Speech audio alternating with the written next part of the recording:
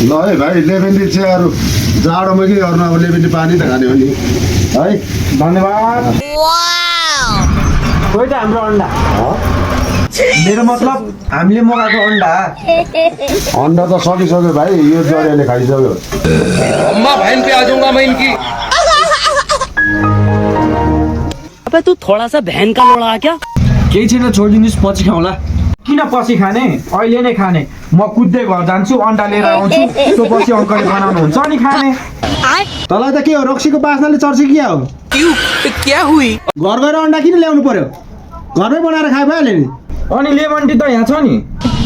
अनि यहाँ lemon tea खाने अनि घर गएर अन्डा खाने अन्डा घरमा खाने भइसकेपछि लेमन टी चाहिँ यहाँ किन खाने घरमै खाँदा भयो भने नाटक नगरी खा त यसको पैसा म तिर्छु हो र नत्र अझै साउजी 2 कप बनाइदिनु त